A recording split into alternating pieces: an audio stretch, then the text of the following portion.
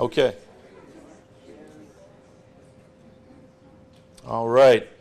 Good evening. Welcome to UPARS Los Angeles. My name is Steve Murillo. I am the director for UPARS LA. Tonight we have a very, very important and special guest. I'm very proud to present Linda Moulton Howe. Speaking freely, you know, Linda was probably one of my first introductions to ufology. I came from a very pragmatic background. I was a pilot in the military and an engineer, and then I went to work for TRW as a satellite engineer, and I didn't have any time for UFOs, and I thought that it was all just nonsense. And then one day, I was at Blockbuster Video with my wife trying to figure out what to watch for a Friday night, and we came across this video called A Strange Harvest. And on the cover of this video is this cow lying sideways with some pieces missing. And I thought, that is bizarre. What is that? So I picked it up and went home and watched it. And, you know, it just blew my mind. And my wife got grossed out. But anyway, that sort of set me on course, opened my eyes a little bit to the fact that there are things happening on this planet that people don't talk about, but yet they're happening. And so, in my mind, Linda is not only a pioneer, but she's very bright. And she's got a lot of guts, because I'm going to read her bio in a second, and you're going to realize how qualified this person is, and yet she's willing to put it all out on the line for you guys, really for the truth. And so I respect that highly. Linda Moulton Howe is a graduate of Stanford University with a master's degree in communication.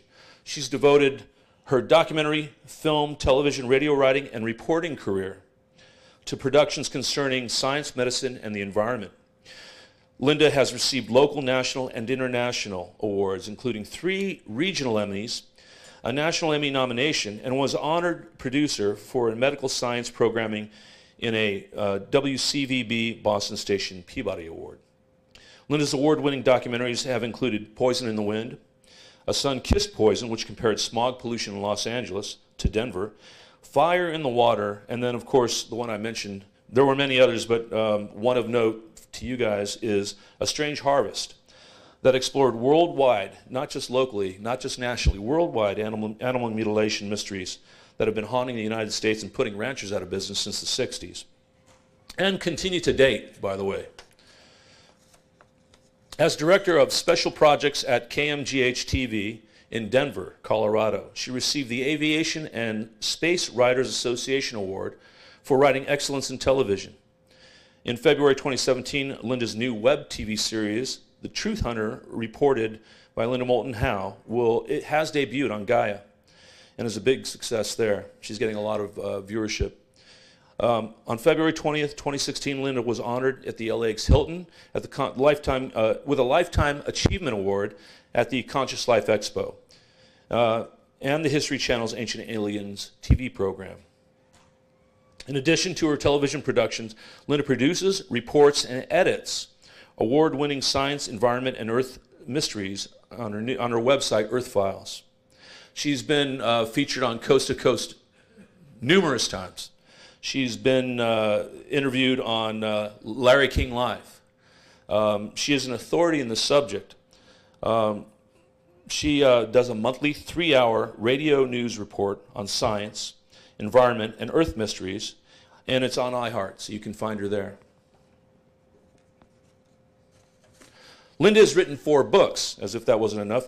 An Alien Harvest, about her investigation of the worldwide animal mutilation phenomenon, and government policies of denial and cover-up. In May of 2013, Linda participated as a journalist witness before several retired U.S. congressional representative panelists in the 2013 citizen hearing at the National Press Club, Washington, D.C., produced by Paradigm Research Group. Her topics were military intelligence, eyewitnesses, and physical evidence that confirm the interaction of non-humans with Earth, facts suppressed by U.S. policies of denial since World War II and probably before that. I could go on and on. This is her accomplishments just go pages and pages. This you guys are in for a treat. Linda Moulton Howe is right at the top of ufology. You guys know her from Ancient Aliens. You probably know her from all of her work. But please put your hands together. Warm welcome for Linda Moulton Howe.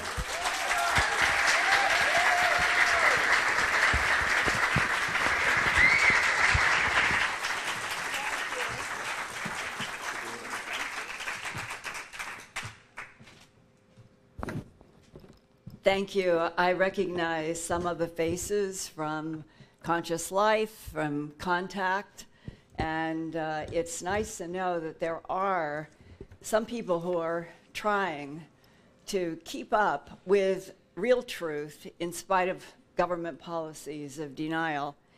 And it is true, I could have had a career of doing just science and medical programming, and it was getting into the shock of global bloodless, trackless animal mutilations that was my walking through the Alice in Wonderland mirror, completely breaking and turning upside down my own paradigm.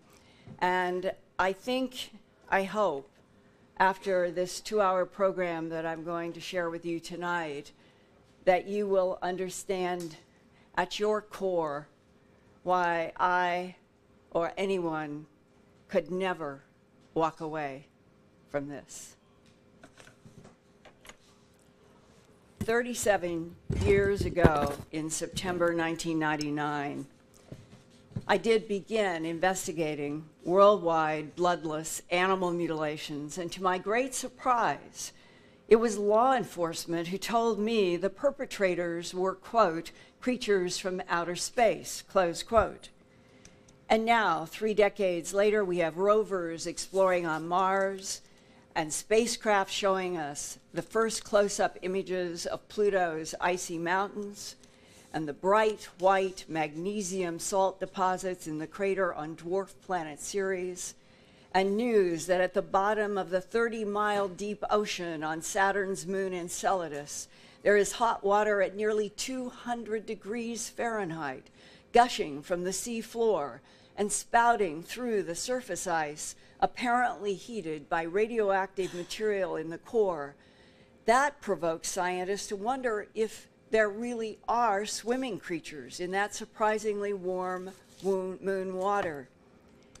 As the future rushes toward us with a persistent mixture of lies and truths, I would like to sharpen focus on what was happening 69 years ago when the front page of the Roswell Daily Record on July 8, 1947 was headlined, quote, Roswell, Army airfield captures flying saucer on ranch in Roswell region. No details of flying disc are revealed, close quote. We now know that during a thunderstorm late at night on July 3rd to 4th, 1947, 3 aerial objects merged on radar before 3 crash sites were found. The headline about one came from Colonel William Blanchard, commanding officer of the 509th Bomb Wing at the Roswell Army Airfield. Colonel Blanchard ordered his public information officer, Walter Hott, to issue a press release announcing that one of those flying saucers that people had been reporting that summer had crashed northwest of Roswell near Corona. Strange debris had been found by sheep rancher Mac Brazel on July 4th. 3 days later, on July 7th, the head of the Roswell Army Airfield's 509th Bomber Group Intelligence Unit, Lieutenant Colonel Jesse Marcel Sr. went to the Brazel Ranch with Counterintelligence Corps agent Sheridan Cavett to investigate and gather up peculiar silver foil that folded like cloth. Plus, there were long, thin I-beams with purple symbols on them. The next day, on July 8th, after the story broke on the front page of the Roswell Daily Record, the head of the 8th Air Force in Fort Worth, Texas, Brigadier General Roger Ramey, held a press conference with his Chief of Staff, Colonel Thomas Dubose, with a concocted story to say there was no flying saucer. It was just a weather balloon that exploded in the thunderstorm. To strengthen his phony story, General Ramey had pieces of shredded weather balloons spread on the floor to be photographs so newspapers would run with his fake news, specifically to keep the public and the media from knowing about the alien presence. Even Lieutenant Colonel Jesse Marcel Sr. was asked to fly from Roswell to Fort Worth to pose for photos amid weather balloon debris. But Colonel Marcel knew that what he had gathered that day before from the Brazel Ranch, it was not a weather balloon.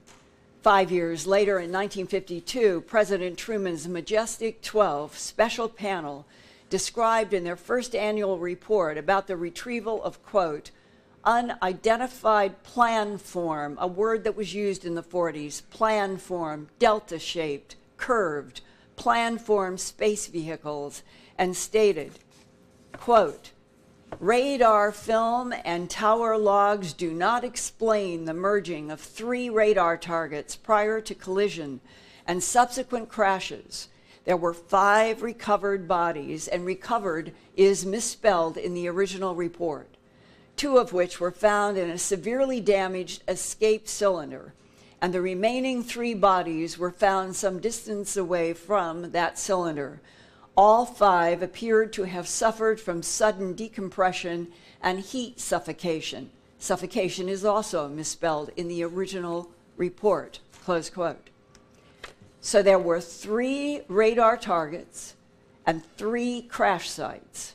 Landing zone 1 was near Corona, about 75 miles northwest of Roswell. An interplanetary phenomenon unit summary on July 22, 1947, in paragraph 12 stated, quote, the most disturbing aspect of this investigation was there were other bodies found not far from landing zone 1 that looked as if they had been dissected as you would a frog, close quote. They did not explain whether the bodies that were dissected were animal, human, or alien. Animal parts were reportedly discovered inside the craft at landing zone 2. I have talked with a rancher who talked with Mac Brazel, so I'm third hand. And the rancher told me that Mac Brazel said it's a horrible secret, and that one of the secrets that was never reported because the military and the government paid Mac Brazel a lot of money to keep his mouth shut.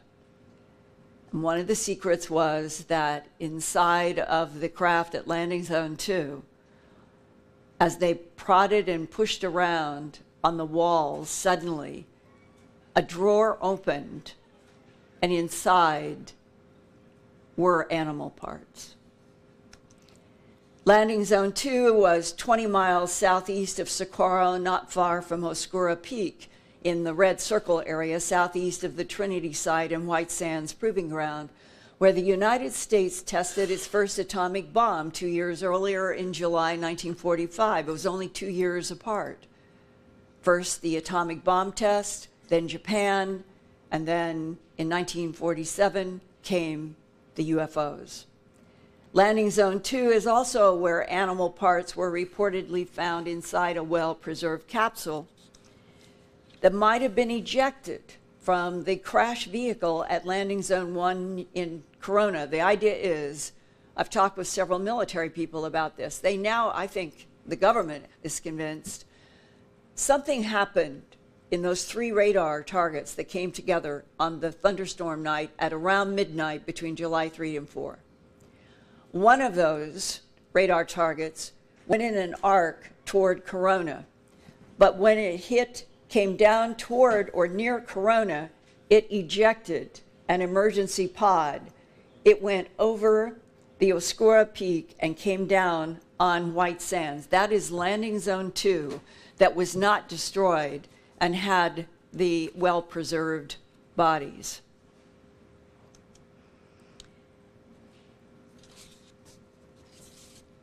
The reference to plan form, as you can see in that red line under the word in this Majestic 12 project, first annual report in 1952, did mean then, and does to this day, delta or crescent shape. That could be like the heel of a shoe, which is the shape in this photograph taken over Phoenix, Arizona on July 7th, 1947. And that was the same week as the Roswell crashes. Now notice the curve here. You could say this was the back of the heel of a shoe, or some people said that it was like a horseshoe, and see this cupola here. This is the correct photo. This is the man who took the photo. He was using a box camera. It was William A. Rhodes, and he had been a flight instructor during World War II at Falcons Field in Phoenix, and he loved taking photographs of airplanes that flew in the sky, and then he gets this that goes on the Arizona Republic. But on Wednesday, July 9th, 1947, the Arizona Republic in Phoenix put the Rhodes photograph upside down.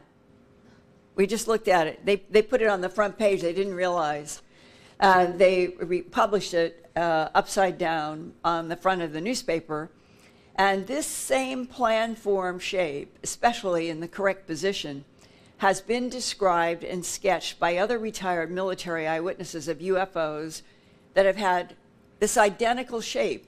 But you don't hear a lot about that shape, almost as if the government wanted to make sure everybody talked about a flying saucer that was round. The 3 crashed aerial machines of unknown origin provoked General Ramey to carry out orders for a strict policy of denial and secrecy from President Harry Truman. Allegedly, though, 6 years before 1947, President Roosevelt and then Missouri Senator Truman had already dealt with a UFO and 3 dead aliens. In his 2016 book called Mo 41, meaning Missouri, in 1941, The Bombshell Before Roswell, author Paul Blake Smith writes that on the night of April 12, 1941, a crescent-shaped UFO crashed near Cape Girardeau, Missouri. Cape Girardeau is 115 miles southeast of St. Louis, and Sikeston is 35 miles south of Cape Girardeau. The Missouri Institute for Aeronautics is in Sikeston, and local residents told Paul Smith that a crescent-shaped craft and 3 identical small bodies, quote, not from this world, close quote, were picked up by a crew from the Missouri Institute for Aeronautics, and they picked it up from a farm about 8 miles south of Cape Girardeau. Today, we would call those 3 bodies identical clones. One MJ-12 document leaked in the 1990s to aerospace engineer Dr. Bob Wood is entitled MJ-12 Project, White Hot Intelligence Estimate Preliminary, dated September 19th, 1947, only 2.5 months after the Roswell region UFO crashes. Classified Magic Eyes Only, Part 3, Scientific Probabilities, it states, quote, based on all available evidence collected from recovered exhibits, the plan-form UFOs currently under study by, and it lists 11 government and military agencies and MIT, those craft are deemed extraterrestrial in nature. This conclusion was reached as a result of comparisons of artifacts from the Missouri discovery in 1941, and they're referencing Cape Girardeau. The technology is outside the scope of U.S. science, even outside that of German rocket and aircraft development, close quote. Part 2, Technical Evaluation, paragraph 18 states, quote, the following elements were analyzed and found to exist in the small neutronic power plant that was found inside U-Lot 1, all caps -1, an acronym for UFO plan form. And this one stands for Unidentified Lenticular Shaped Aerodyne. Even the recovery case of 1941, meaning Cape Girardeau, Missouri, did not create a unified intelligence effort to exploit possible technological gains, with the exception of the Manhattan Project, close quote. The reference to the Manhattan Project means physicist Robert Oppenheimer had the Cape Girardeau neutronic power plant to study. It was hand-delivered to him during his development of the atomic bomb first dropped on Japan in August 1945, ending World War II.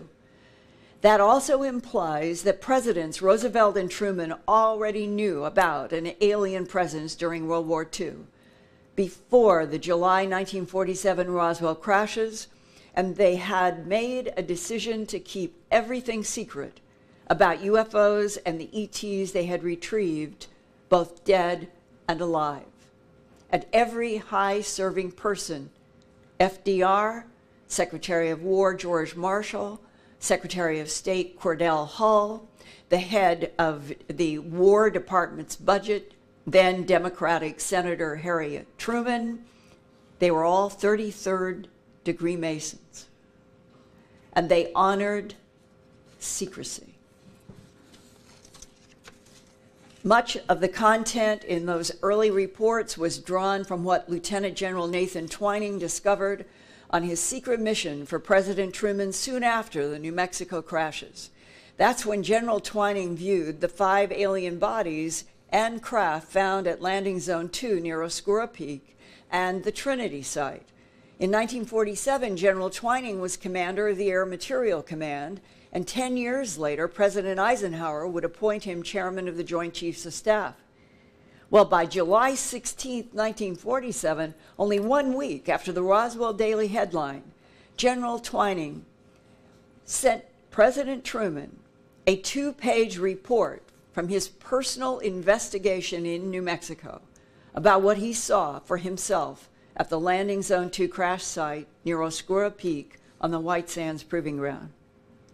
Quote, General Twining, upon examination of the interior of the craft, a compartment exhibiting a possible atomic engine was discovered. In the power room was, 1, a donut-shaped tube approximately 35 feet in diameter made of what appears to be a plastic material that is surrounding a central core. This tube was translucent, approximately 1 inch thick. The tube appeared to be filled with a clear substance, possibly a heavy water.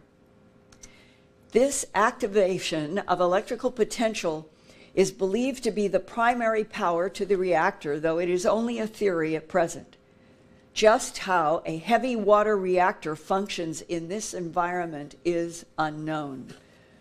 On the deck of the power room, there are what resembles typewriter keys, possibly reactor power plant controls.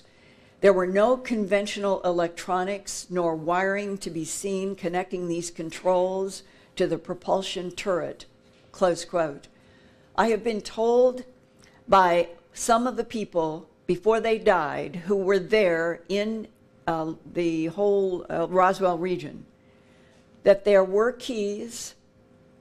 They had strange hieroglyphic type symbols on them. And the 1952 MJ-12 first annual report said, quote, the technology in these craft may be eons ahead of us, meaning thousands of years beyond us on Earth.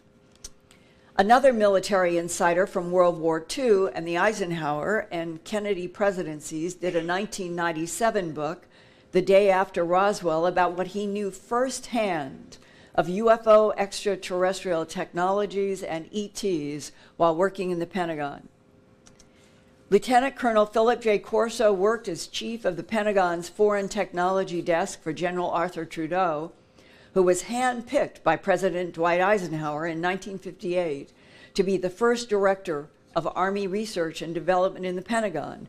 And the reason he chose him is because Eisenhower respected General Trudeau more than any military officer that he knew during World War II, because Arthur Trudeau was the only general that had a PhD, and it was in engineering. So Eisenhower reached out to the one and only PhD in the military to do this new work in Army research and development, of which at the core was getting extraterrestrial technology from crashes into the Pentagon to decide how to back engineer them. General Trudeau, on the right, handpicked Colonel Corso after their trusted days together in World War II. And Colonel Corso told me about the day he was first asked by General Trudeau, who he had known from the Italy campaign in World War II, to come up to his office inside of the Pentagon. And there the general walked over to some metal 4-drawer standing file cabinets and started opening up drawer by drawer and handing over to Colonel Corso, with the general saying, these are extraterrestrial artifacts that we have retrieved from these UFO crashes. And the general asked Colonel Corso to secretly hand deliver ET artifacts from his Pentagon file cabinet drawers to selected contacts in a few American corporations that the general told Corso, only one person knows, and that one person I know is the only person I have contacted. Whether it is Boeing, whether it is Corning Glass, whichever it is, one person.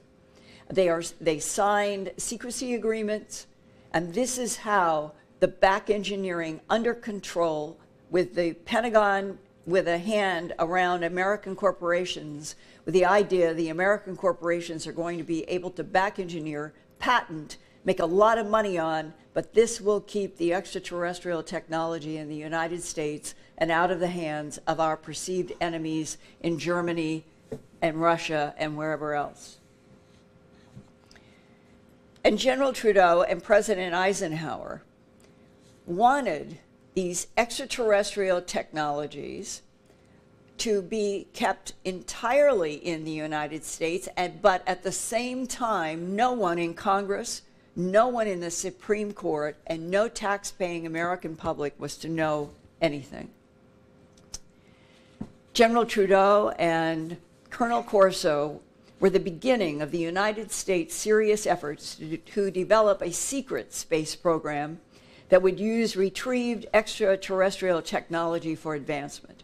Meanwhile, NASA, under CIA control right from the very beginning of its birth, would be the public camouflage for what was behind the scenes, a dark and growing underbelly of America, spending billions and billions of secret dollars, but unknown and untouchable. In June 1997, Time magazine did a cover story on the 50th anniversary of the Roswell crashes, and I was there to speak for that 50th commemoration. There I met and talked with Colonel Corso about his work for General Trudeau. And when Colonel Corso was introduced to me, he extended his hand to shake mine and he said, "Linda, how the hell did you get so much classified information?" And he had already read my book, An Alien Harvest. And he knew from his own research in the Pentagon that animal mutilations were done by extraterrestrials. And he had heard about my documentary, A Strange Harvest, that first broadcast May 28, 1980 on Denver's CBS station KMGH-TV, where I was director of special projects. And that is when sheriffs and ranchers did tell me over and over, scene to scene, the perpetrators, save you some time, Linda, the perpetrators are creatures from outer space. Why? Ranchers had seen glowing lights in night skies literally emit beams down into their pastures. A few had even seen a cow lifted up in a beam of light or lowered down into pastures dead and mutilated. But none of those eyewitnesses would stand in front of my TV camera for fear of ridicule. Before he died, Colonel Corso talked to me in private about the highly classified documents that he had read in Washington, D.C., dated as early as 1951, about animals found in several parts of the world with bloodless excisions and no tracks around them. Colonel Corso said the classified reports that he read specified that the perpetrators of animal mutilations were extraterrestrial biological entities, but why? This illustration is by a Missouri horse rancher in 1975 who saw this glowing being at his gate during a time when he found several newborn foals and young horses bloodlessly mutilated in his pasture. Eventually, our government would realize that many of the UFO so-called pilots and other non-human entities were actually cloned androids or human ET hybrids produced from genetic harvest of Earth life, including from animal mutilations and human sperm and egg extractions and human abductions. Our government, according to Colonel Corso, learned that in spite of the mutilations and abductions, some ETs are friendly, and they want humanity to advance faster, to be more protected from unfriendly ETs. So there was urgency in General Trudeau's goal to get alien technologies back engineered and patented as fast as possible, to keep them from Germany and Russia, and to support a secret space program that might have to do battle in real Star Wars. About secret ET technology transfer to American corporations for back engineering and patents, Colonel Corso wrote, quote, General Trudeau also had relationships with the Army contractors who were developing new weapon systems for the military within one part of the company, while another part was harvesting some of the same ET technology for consumer product development. These were companies such as Bell Labs, IBM, Monsanto, Dow, RCA that became General Electric, and the aviation and medical companies owned by Howard Hughes, close quote. At that July 1997 50th anniversary conference, Dr. Jesse Marcel Jr. handed me this replica of the thin I-beam he remembered holding in the first week of July 1947. That's when his father, Jesse Marcel Sr., the head of intelligence at the Roswell Army Airfield, woke up Jesse and his mother to show them pieces of the strange I-beams and silver foil that Jesse Marcel Sr. had picked up at one of the 3 UFO crash sites that first week of July 1947. And that was the one site between Roswell and Corona. Jesse Marcel Sr. said the metallic foil was like cloth that could be folded or crumpled up, but would always return to its original flat, unwrinkled shape. Jesse Jr. told me that his father said the debris, quote, was not of this earth, close quote. Young Jesse Marcel was most curious about what he described as metallic pinkish purple hieroglyphs or symbols that ran along the entire length of a tan-colored I-beam, only 3/8 of an inch wide. The I-beam was so lightweight that Jesse Jr. said he could barely feel it in his hand, that it was more like holding air. Plastics did not exist publicly in 1947, but eyewitnesses would later on compare the I-beams to new lightweight plastic or balsa wood. There were rumors that scientists had discovered the I-beams were an exotic hybrid of metal like wood, and it could not be cut or burned at any temperature. Intelligence officer Jesse Marcel Sr. would himself compare the strange pink-purple symbols to, quote, indecipherable Chinese writing, close quote. 12 years after the 1947 Roswell UFO cover-up began, Brigadier General Stephen Lufkin has said that he was briefed at the Pentagon in 1959 about the Roswell UFO crashes. And at that time, he was shown thin I-beams with what he called purplish encryptions. That means encoding messages or information in such a way that only authorized parties can read it. Another source, Steve Lytle, reported that his mathematician father was asked by government authorities to decipher the I-beam symbols, but no one ever was able to, and those weren't the only mysterious symbols to show up on UFOs. In 1803, on the east coast of Japan in the Hitachi province, fishermen reported that a pale, red-headed, alien-looking woman suddenly emerged from under the ocean waters in a round craft that had symbols on its surface. The woman was inside the craft clutching a box. Eyewitnesses called her Utsuro Bune, meaning ship hole, because her sea craft was shaped like a rice bowl. People who saw the craft said the top was like it was made of glass or crystal.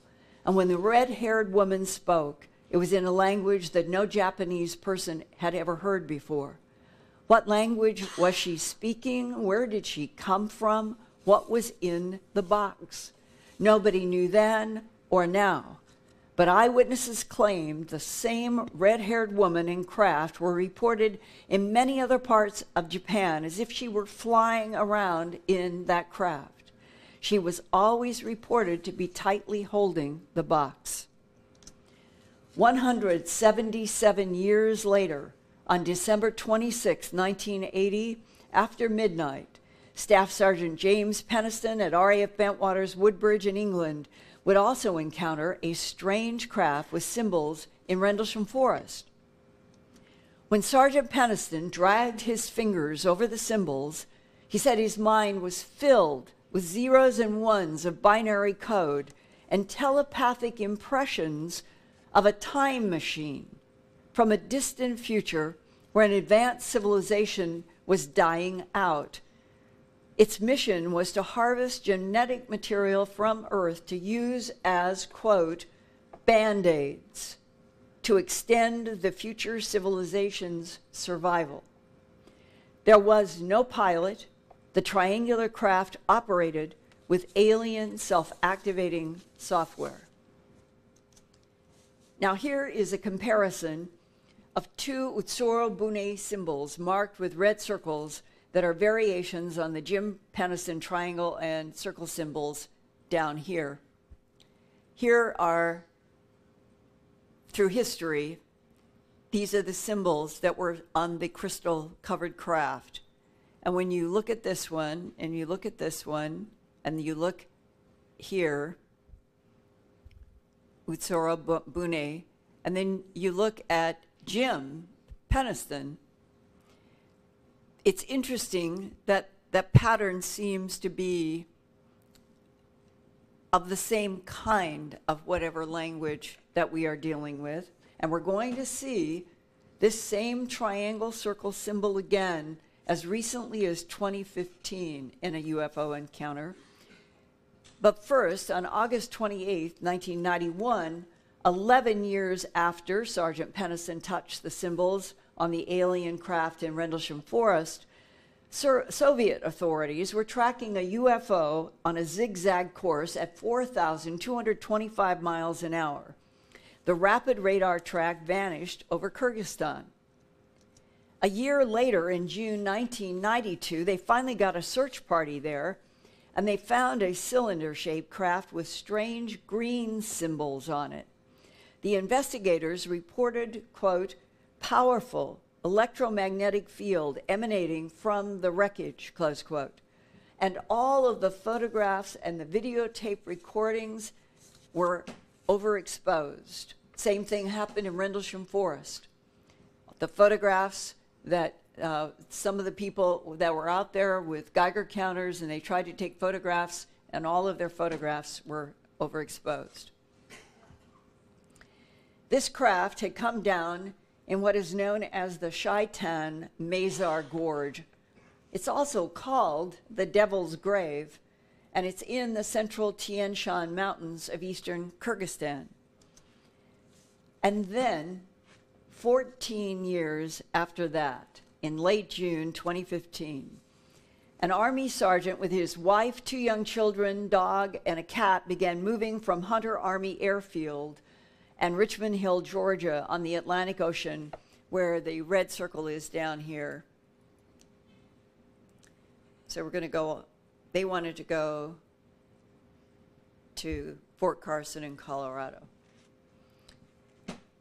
And their plan was to go through Atlanta and Nashville, and Army Sergeant, I call CJ, set his truck's GPS for the route, and the family planned to travel at night when it was cooler with less traffic and stay in motels during the day. Sergeant C.J. and his wife were shocked when a bright white light in the sky suddenly came down toward them. The Army sergeant estimated that the disk hovering above their truck was 820 feet long, and that's nearly 3 football fields, and nearly 200 feet high. Bright white sparks projected out beyond the craft in the front and the back, and below the midline there was a row of 5 dark colored symbols. And he told me, quote, "In the Army, I'm a trained observer. I've been doing it for 15 years. I'm able to identify high-velocity rounds as well as mortars, rockets, artillery, aircraft, all types of aircraft. I'm trained to do that for whatever comes down in front of us on military missions. This huge craft was way beyond anything that I have been trained for," close quote. Sergeant C.J.'s wife remembered the UFO's surface glistened to her eyes like an oil-slick rainbow of colors when it tilted toward them, and she also thought that there were round lights around the perimeter. This encounter was one of the details, and you're dealing with a military Army guy whose job, he's trained to notice everything. And he does know, as disorienting as everything was, he looked at his watch, and he always did this at work. He looked at his watch, and it was 1:25 a.m., and when this thing disappeared, it was 1:29 a.m. on the watch, Eastern Time. And this was on the early morning of June 29, 2015. And he and his wife both, who I've talked to extensively, they said this didn't move. This just blinked out. 820 feet, right in front, up, maybe 200 feet. It's there, and then it's not there. The couple felt confused and disoriented. Sergeant C.J. drove up the road a few miles and found what's called a Shake Rag Express. It's on Highway 1 South. And when he tried to get out of the truck, he said his legs felt like wet noodles, as if he could not stand up, and he didn't know what was wrong. But the greater shock was when he finally got into the store and got some food, the Shake Rag Express receipt showed they were in Wadley, Georgia, way off their GPS course to Atlanta and on to Colorado. They had started down here. They were going to go to Atlanta. Something happened in the high strangeness, and they end up here without ever knowing. They had no idea, and he's trained military, uses GPS all the time. He never had a clue. But whatever it was that happened, he would agree that an alien intelligence did something and manipulated their minds in order to get them off of that main track to a place where the UFO and what was inside of it could interact with them. Now, let's stop for a minute and compare the June 29th, 2015. Here's this symbol again. This is a triangle. It's got the little circles on it. And look at Jim Peniston's from RAF Bentwaters.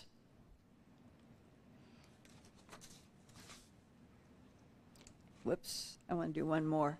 And then here is this one, June 29th, Wadley.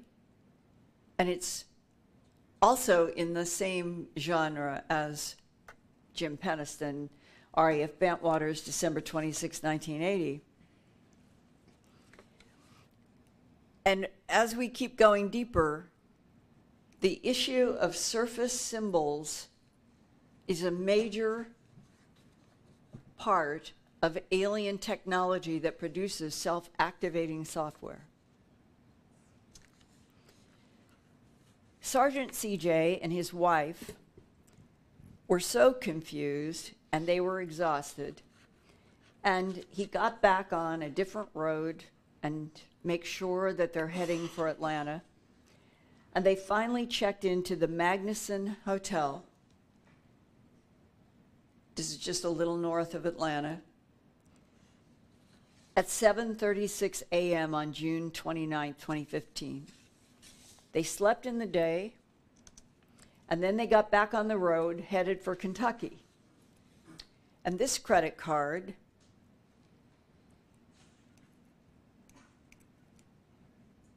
there. This is a receipt for the Motel 6 of Paducah, Kentucky, and it shows that CJ and his family checked in over here at 5:36 a.m. on June 30th, 2015. Everybody needed sleep badly, and they all went to bed.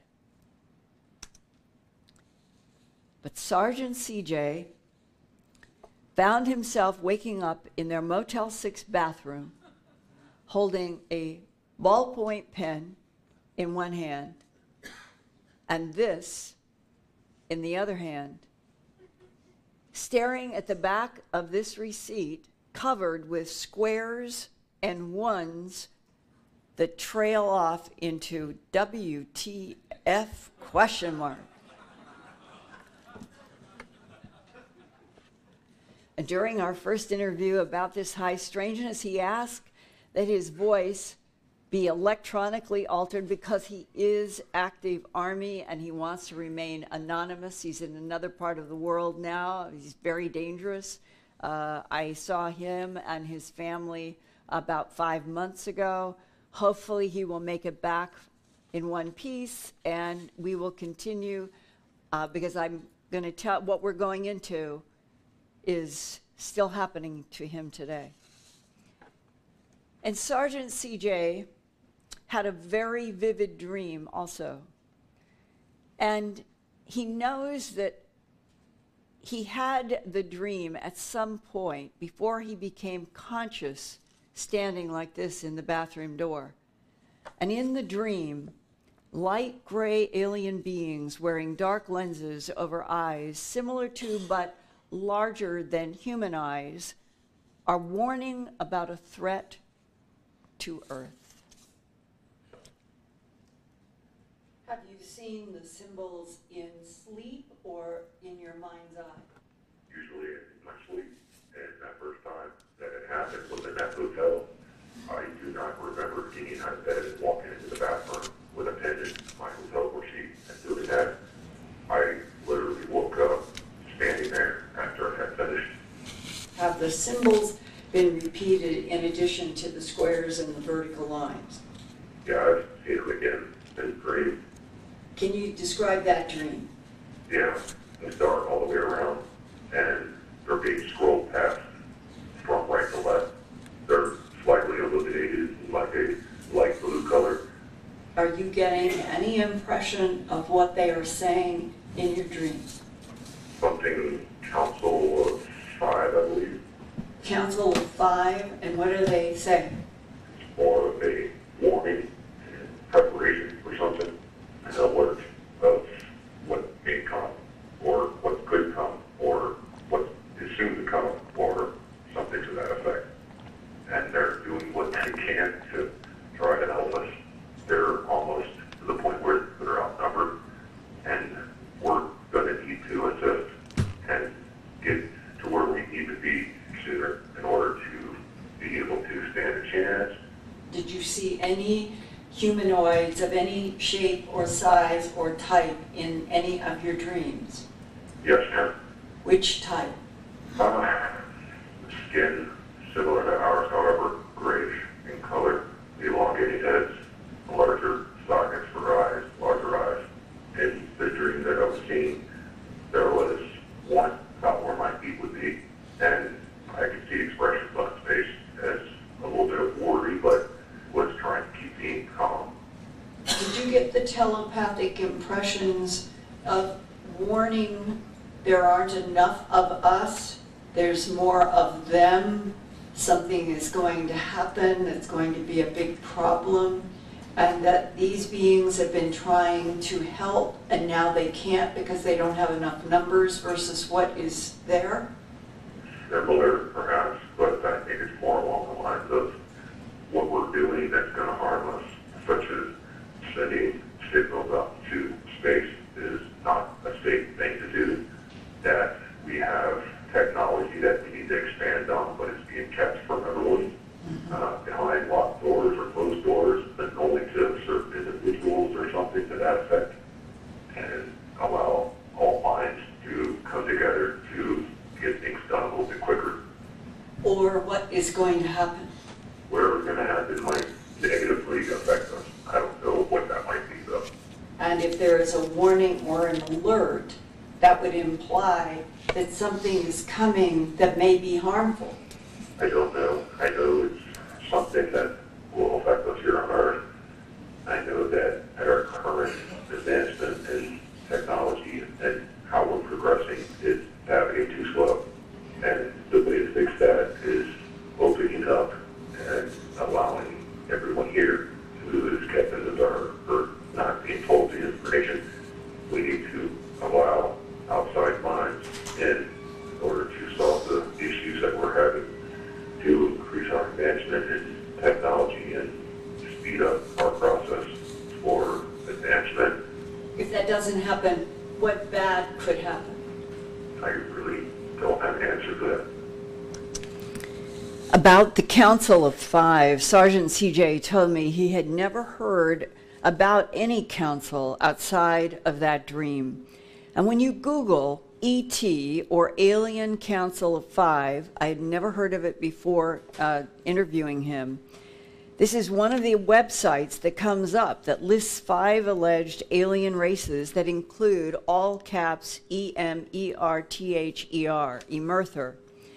The website Alien Axioms describes the Emerther as, quote, one of the founder races of the Council of Five, ancient and more advanced on many levels than most cosmic intelligences.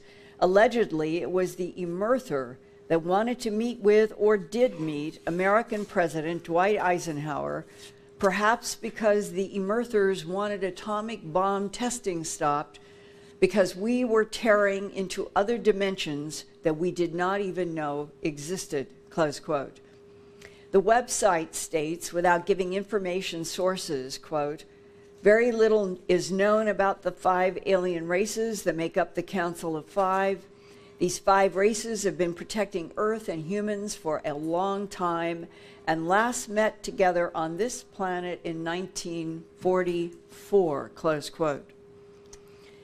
I asked Sergeant CJ why he thought advanced intelligences would be communicating with Earth humans in binary code. And he replied, quote, maybe it's like the yin and yang symbol of black and white. So zeros and ones can be used all over the universe to communicate, close quote. On Earth, this is what standard ASCII 8-bit binary code looks like. It starts with the number 0 right here, and you can see 0 in ASCII is 0011 space 0000. Capital letters are different combinations of zeros and ones from lowercase letters. There's punctuation such as periods and commas. Each have their own 8-bit code designators. Australian geneticist Horace Drew, PhD, volunteered to translate Sergeant CJ's squares and ones. And here is the first page so you can get a look at how people do this. And it shows the numbers that are creating each of continuous protection of humanity, what appears to be a latitude, longitude, expose hidden knowledge to all citizens, advancement, imperative for planetary survival, beware of Orion 1350.3 and Z reticuli 39.1 ? 70, avoid signal messages sent. And here is the whole translation for all the squares and lines Sergeant CJ wrote on the back of his Motel 6 letter-sized receipt in Paducah, Kentucky. Continuous protection of humanity, a latitude, longitude we'll get into in a minute. Expose hidden knowledge to all citizens. Advancement imperative for planetary survival. Beware of Orion 1350.3 and Z reticuli 39.1. Avoid signal messages sent. Horace Drew in Sydney said, quote, "The Orion Nebula is 1,350 light years from Earth. The binary star system of Zeta Reticuli is 39.17 light years from Earth. Further, Zeta Reticuli 1 is supposed to be the original solar system source of the gray aliens," close quote, and the reference is the 1961 Betty and Barney Hill case in New Hampshire. That's where the couple encountered gray ETs that said they were from the binary star system, Zeta Reticuli 1 and 2, or they didn't say it. That was Marjorie Fish, the astronomer, amateur astronomer, looking at Betty's map drawn under hypnosis and concluding that what she had drawn was Zeta Reticuli 1 and 2. The final line, avoid signal messages sent, seems to relate to CJ's dream information about the danger of Earth when we send out SETI signals without knowing who is on the other end. And that same warning came in 2015 from Elon Musk and Bill Gates and physicist Stephen Hawking that we should not be sending out lots of radio signals into space that could be picked up by some alien intelligence that is hostile. Let's go back to the first line that says, continuous protection of humanity, 49 degrees, 27 minutes north, and 11 degrees, 5 minutes east. If that latitude and longitude are supposed to be a location on Earth where ETs from the Council of Five are protecting humans, how odd that it turns out to be the town center of Nuremberg, Germany. Nuremberg was a significant city for the Nazis in World War II, and the location of the international war crime trials after the war ended. But Nuremberg was also famous more than 400 years ago in 1561, when immense black cylinders appeared in an early dawn sky and released many strange smaller blue, black, red, and orange spheres, rods, and crosses. Many people watched the aerial machines clash in battle above a great black spear that remained stationary for the hour-long conflict. Some UFOs crashed and burned in the lower part of this woodcut. Some UFOs were described, and this is why this German artist, Hans Glaser, made this woodcut. So who in that aerial UFO battle might have been protecting humanity? As stated in the Sergeant CJ binary code, quote, continuous protection of humanity, and the latitude longitude is Nuremberg, Germany. What could the battle be about? Well, let's go deeper into binary code messages by comparing Sergeant CJ's string of zeros and ones to Sergeant Jim Peniston's back on December 26, 1980.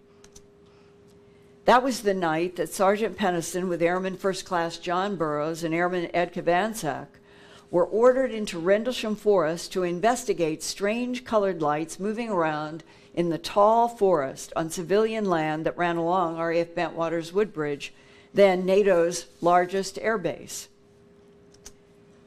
Here is page 1 of the binary code written down by Sergeant Peniston after he touched the raised symbols on the surface of a mysterious black, glassy, triangular craft on the forest ground.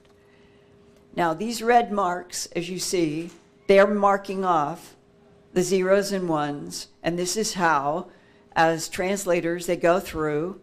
Here's E, here's X, E, X, P, L, O, R, A, T, I, O, N. See, you can, as we're going through, this is how we're getting these words. It's from what these numbers combinations mean in Ascii in terms of alphabet, punctuation, capitals, and lower cases. Exploration of humanity, numbers that everybody has disagreed about, and this number was clear, 8100. This is page 2 of Penniston's binary code that translates also to a latitude, longitude, and the word continuous. Page 3 for continuous for planetary advance. This is a theme here in CJ and Penniston about humans have to advance faster in order to survive.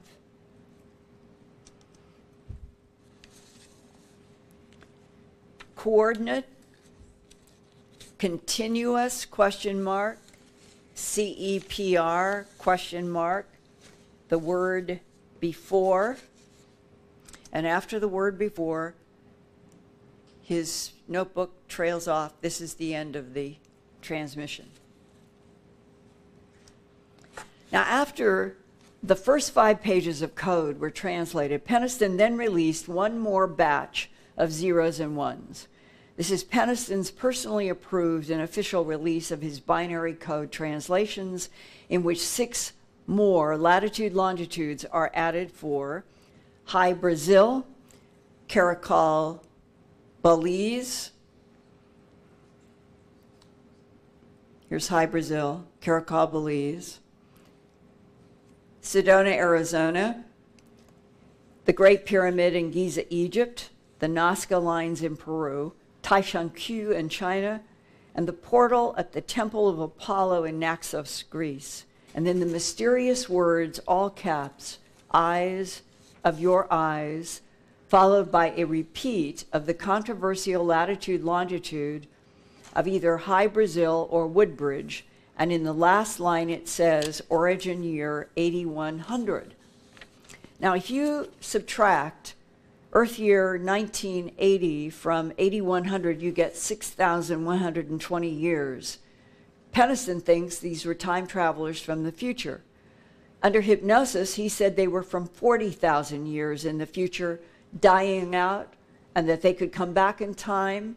And there was something very important about Earth genetics to whatever it is that's desperate to survive, and that's why they were harvesting genetic material from this Earth to use as band-aids to stay alive 40,000 years in the future. But if this is the reality of his binary transmissions, the 6,120 years, if the origin year was 8100, depends on what the communication was, then it's not 40,000 years in the future, it's 6,120 years in the future. But it can also be argued that the time travelers from a distant future, maybe even in another dimension and on a different timeline, were not referring to Earth-based 365-day year cycles of time. And it's also important to understand that Penniston did not have a single decimal placement in any of his strings of zeros and ones. So each latitude and longitude had to be calculated over and over and over 24 times, combinations of permutations, by the geneticist, by an astrophysicist, an engineer. We had a lot of people doing this. So each latitude and longitude in a string of zeros and ones, if there's not a designation of the decimal point, it can be any one of 24 possibilities per latitude, longitude. Now, in the second latitude and longitude, right here,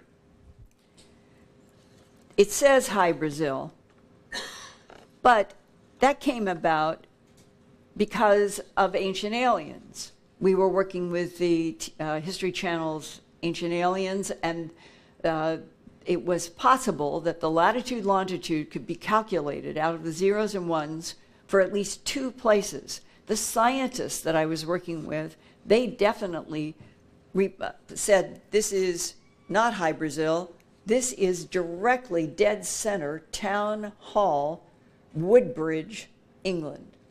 And when you are in Woodbridge, which John and Jim and I and others, we've been there a lot, the town hall is a geographic center as well as a cultural and a politic center. It's an absolutely dead center town hall, which makes it even more interesting that it could have been the alternative in the binary translation, but the TV program liked the idea of the mythical Hi Brazil. So it turned out that depending upon if you moved the decimal point one way, you could end up going west from Woodbridge, and you would end up in the Atlantic Ocean at a place that would be very similar to what grew up in Ireland and Western England as a mythology. And it was a story that every 7 years, only every 7 years, this island would suddenly appear in the Atlantic Ocean, the Hi Brazil, and that there were people who would get in boats and they would try to go out to this strange island, and they never could reach it. They'd stay in the boats and they'd see it, and they never ever could get to land.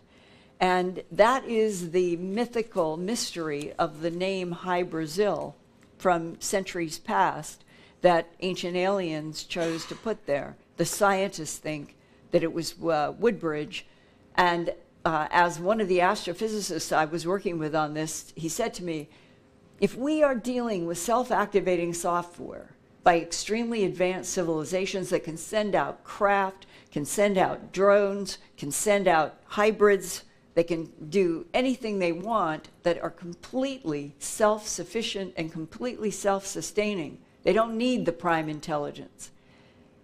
But they are always going to have to be downloading and uploading information to whatever it was that sent them. And that's why they thought it made sense that whatever this machine was, the black triangle, as a time machine, it would have to be constantly sending out locations in numbers that would translate to latitude, longitudes on a sphere, anywhere in the universe. All machines would be relating to grids on spheres for location. Let's now compare Sergeant CJ's first June 30th, 2016 binary translation on the top, 35 years after Sergeant Peniston's first binary release from his December 26th encounter on the bottom. And what's important to keep in mind here are the repetitions, because we are talking about 2 completely different individuals, 35 years in time, but it's like the same type of message, continuous. It's about humanity. I guess this doesn't, oh, there it is. Sometimes it seems to absorb humanity, and always this theme for planetary survival. Humans must advance, continuously advance for planetary survival.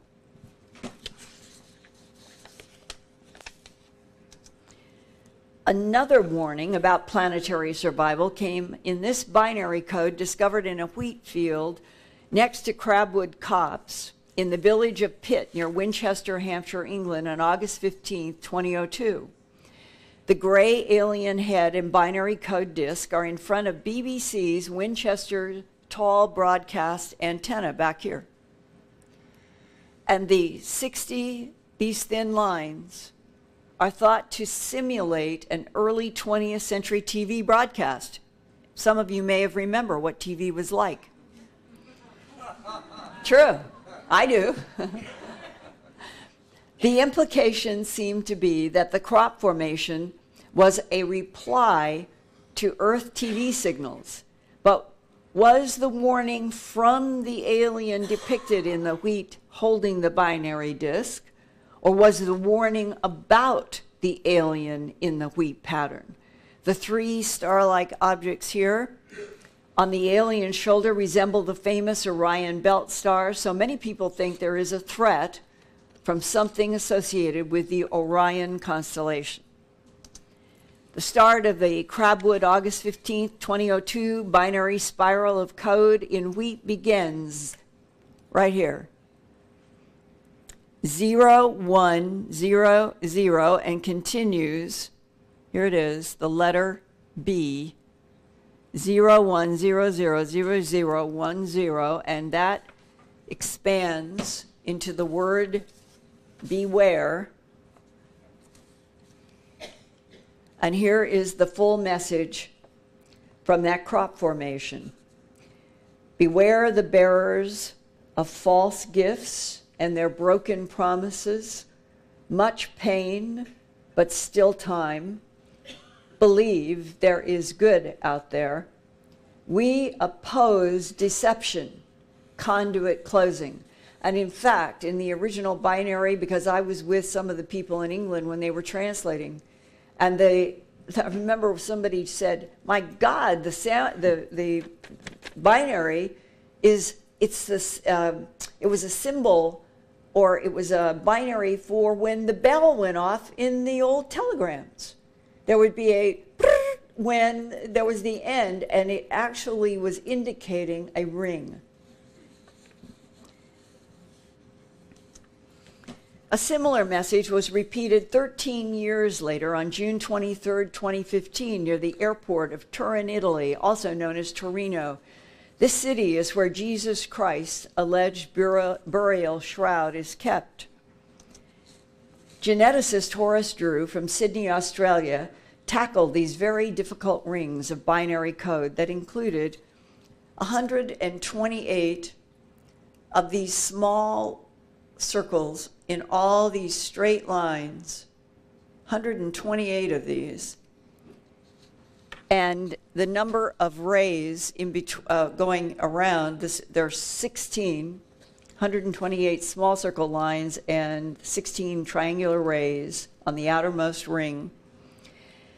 And his binary translation of that outer ring is Timeo et ferentes, which translates in English to beware ET bearing gifts. Same themes in all of these translations. Horace Drew said the Torino, Italy, June 23, 2015 summer solstice wheat pattern, quote, looks like a clock where we have to rotate the inner wheel to match the outer wheel, close quote. He has told and been on the record saying this is the single most complicated of anything that he's ever encountered. They've still never cracked all of the binary code in this formation in Torino, June 23rd, 2015. And even though the inner ring binary code is not clear, Dr. Drew thinks some of it warns about a Trojan horse event coming to Earth.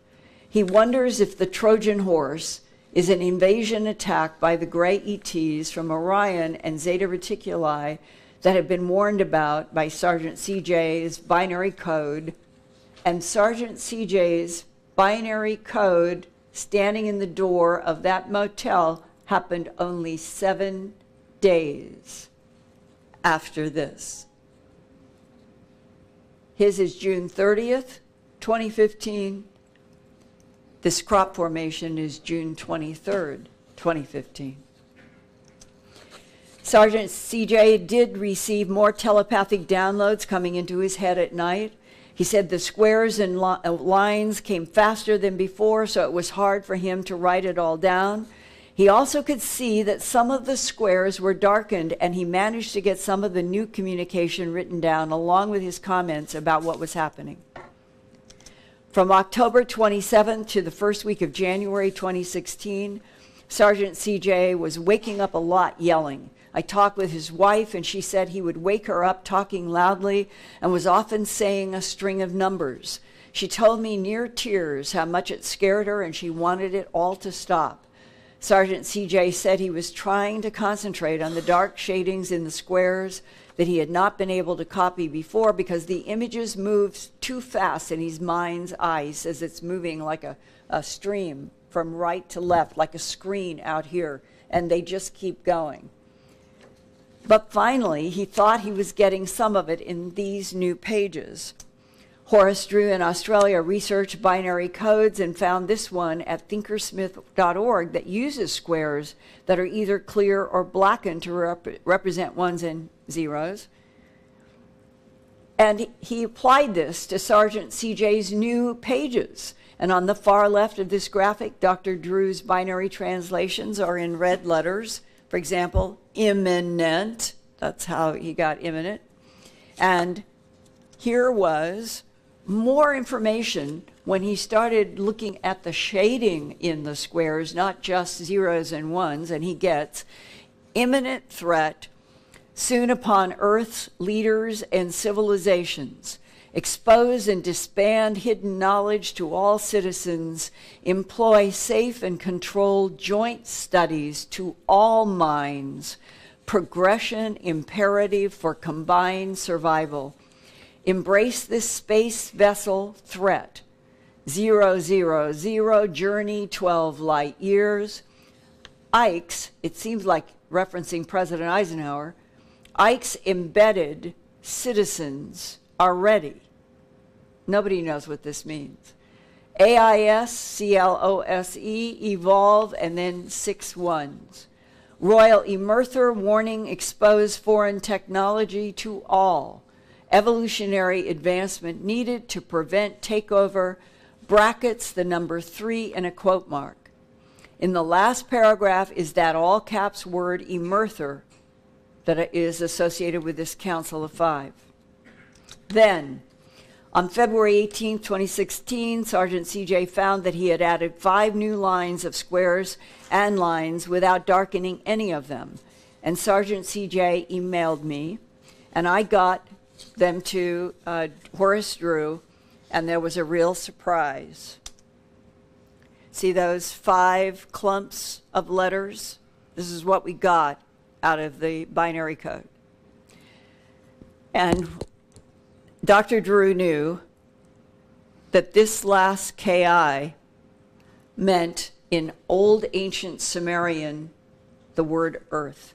So I sent the words to Professor Joshua Jeffers, PhD, research specialist, Royal Inscriptions of the Neo-Assyrian Period Project, University of Pennsylvania Museum of Archaeology and Anthropology, Babylonian section, Philadelphia. And here is his March 24th, 2016 literal reply to me. The first 2 words and the 4th word look to be Akkadian and not Sumerian. The first could be the god Nabu, but without the cuneiform, it is difficult to say since there is no divine classifier before it here. Nabu was one of the 3 most important gods in Sumeria. Nabu was the keeper of the tablets of destiny that recorded humanity's fate. He was son of Marduk and grandson of Enki Ea of the Anunnaki. Nabu's grandfather Ea is the creator and protector of humanity because Ea created humans out of clay to be worker slaves for the Mesopotamian gods. But the supreme god Enlil was irritated by the noisy humans and the noise they made, apparently because we aren't telepathic and we have to talk out loud all the time. So Enlil wanted to destroy Ea's human slave creation with a devastating flood. But Ea realized that Enlil was what he was up to, and he got a friend to build an ark so that humanity could escape God Enlil's act of annihilation. and we've all heard all sorts of variations on the Noah story. Professor Jeffers continued, the second word, rakbu, would be the noun rider from the verb rakabu, to ride, frequently upon a horse or chariot. The middle word could possibly be the word for the city of Larsa in southern Mesopotamia, written out phonetically, but the H is nonsensical for Sumerian and Akkadian and is puzzling. The fourth word, sanu, could be an infinitive of the verb to do again, or a second time, or even to be different and strange, and the fifth word, ki, by itself can be Sumerian and would mean earth or land. Now, I've talked about this translation with several people knowledgeable about Sumerian and Akkadian cuneiform, and they say this really could add up to the Sumerian Nabu is returning to earth in a chariot. So in summary, CJ's squares and ones and this information and Peniston's information and other people who have had variations and the crop formations all seem to have something to do with a warning that humans are not going to survive if we don't advance. Binary code coming into human minds in dreams or from touching symbols on alien machines like what happened in Rendlesham Forest was apparently of great interest to America's Defense Intelligence Agency. The DIA had remote viewers working at Fort Meade, Maryland, next door to the National Security Agency in 1986. Remote viewer Lynn Buchanan worked in a DIA unit called DTS. Their goal was to research how accurately psychic abilities could be used in their spy program called Stargate. On July 14, 1986, one of Lynn's assigned practice targets was the Rendlesham Forest incident. He doesn't know that. They only learn later. They just have a target. Only his monitor knew the target. Further, Lynn knew nothing about the military mystery that had occurred 6 years before on December 28, 1980. This was in 1986. He knew nothing about RAF Bentwaters. The world didn't know anything about RAF Bentwaters until the end of 1983. But what Lynn did see in remote viewing seems to link to the repeating theme in all the binary code messages about planetary survival for aliens, humans, or both. I interviewed Lynn Buchanan about this 2008 CIA released document. It is Lynn's original 1986 Rendlesham Forest controlled remote viewing session. None of us, including Lynn, knew it had been unclassified and posted on the CIA website until John Burroughs was told to go to a specific URL on the web by somebody he did not know.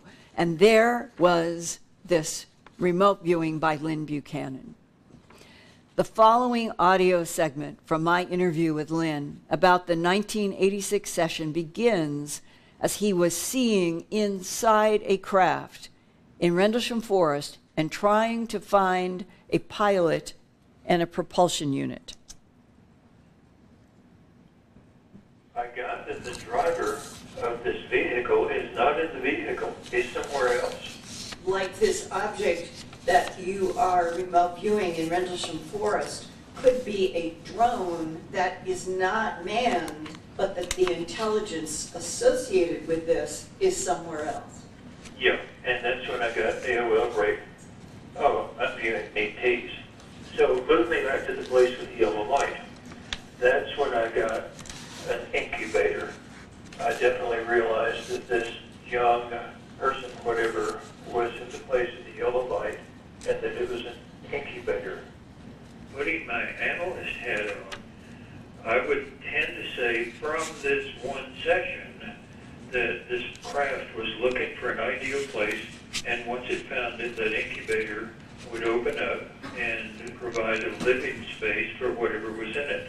And you mean that the incubator in the black glassy craft, which is the outside version we have from the Peniston drawing, it would then deposit the extraterrestrial life forms in the incubator in a site on this planet to grow into whatever those extraterrestrials are.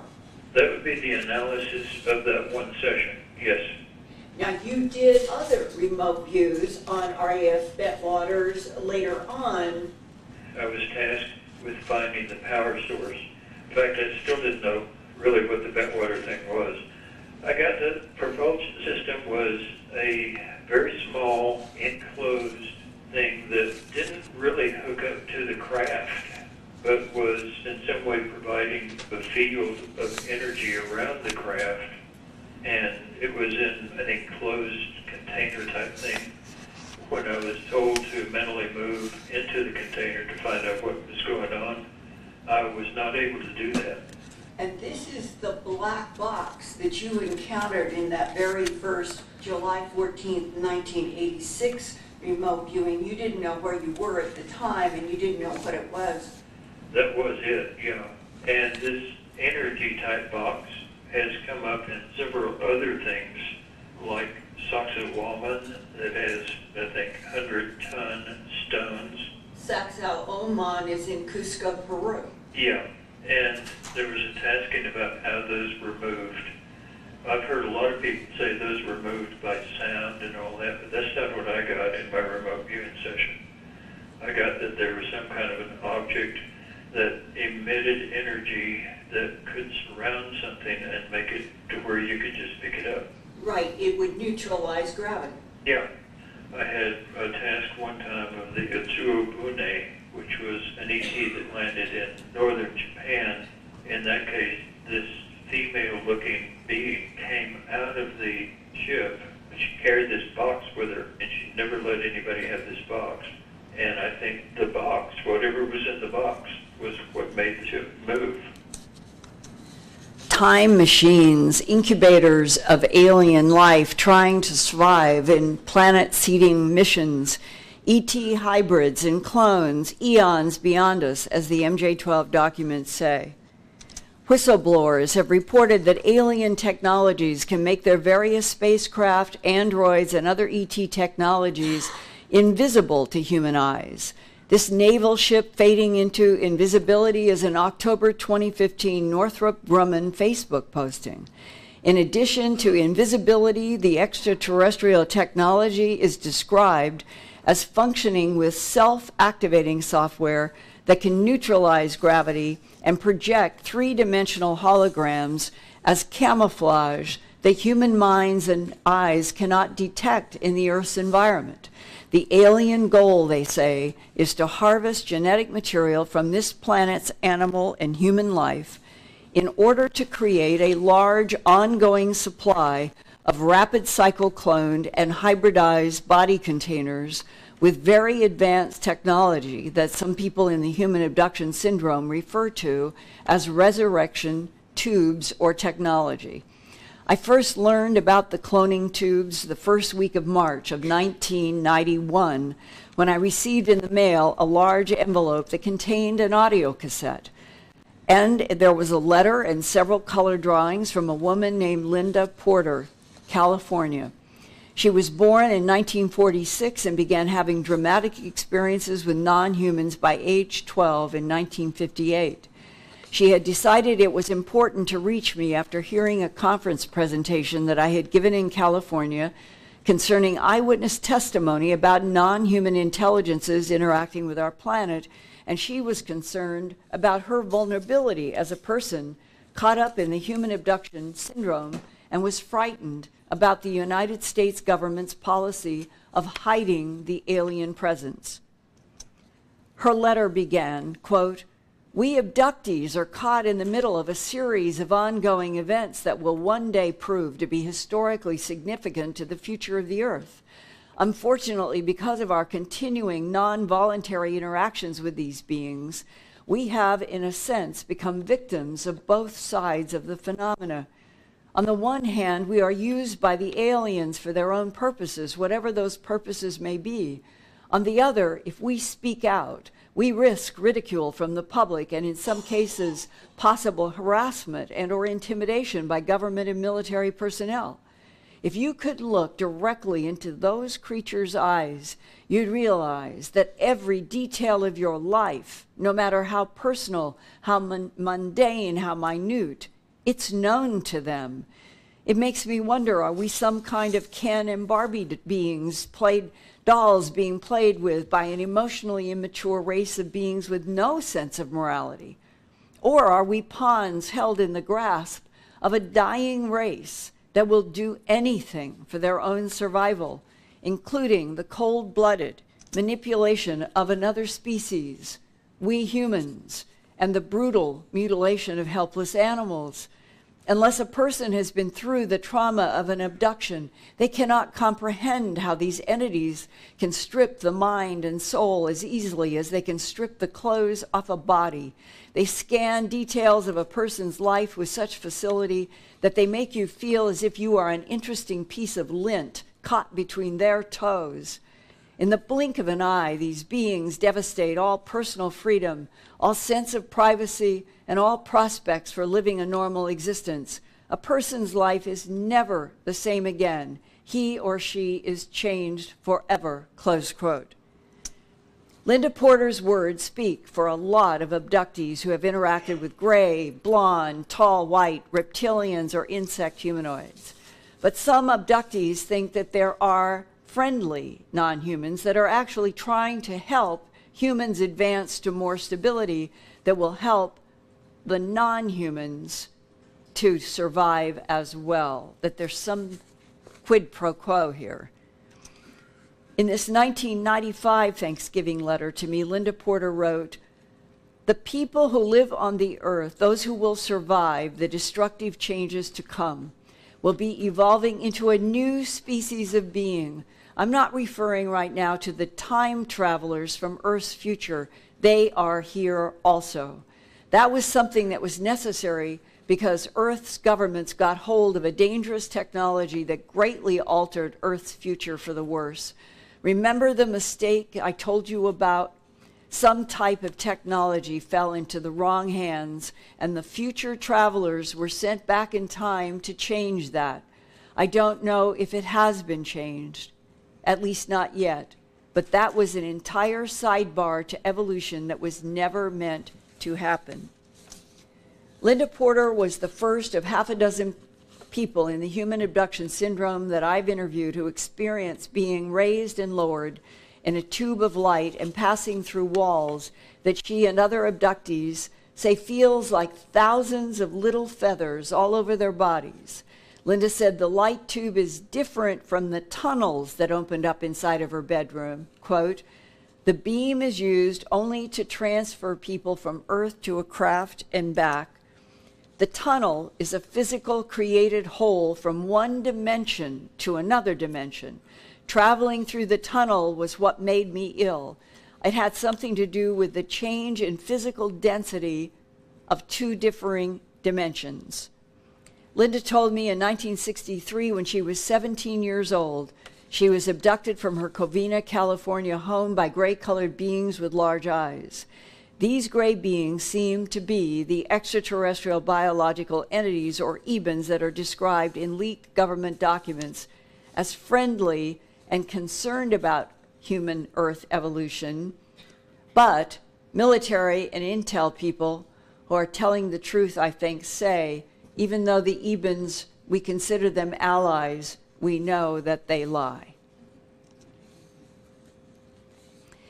Linda Porter was shown a procedure to transfer the soul or life force from a dying man into a healthy younger clone of the man that Linda could see in one of the cloning resurrection tubes. The gray being told Linda telepathically that the same soul transfer would be done with her. The gray explained to her that she had rheumatic fever as a teenager that damaged her heart. The gray non-human said it was vital that Linda Porter's soul entity continue in the same genetic body container that she had been born with in order to accomplish an unknown alien agenda.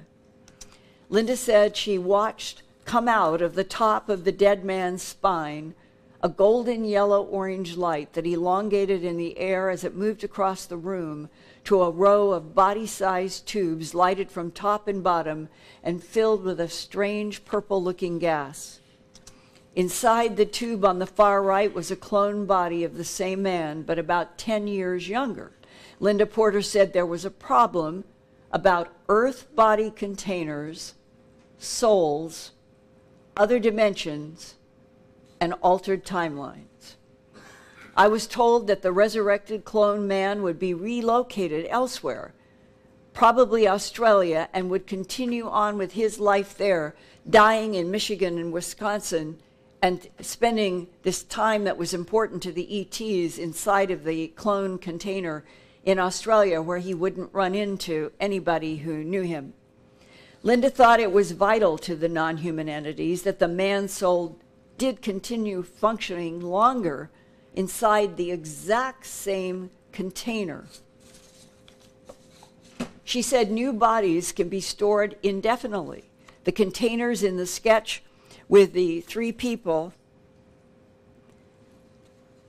in the tubes are storage containers.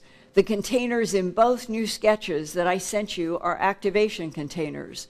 They have a light in the top that must be on the person for unknown amount of hours before a body can be activated, if a body has been in storage. If newly made a body by rapid cycle cloning, it does not need light. In the sketch with the 3 people in the tubes, the body on the far right was the younger one given to the dying man.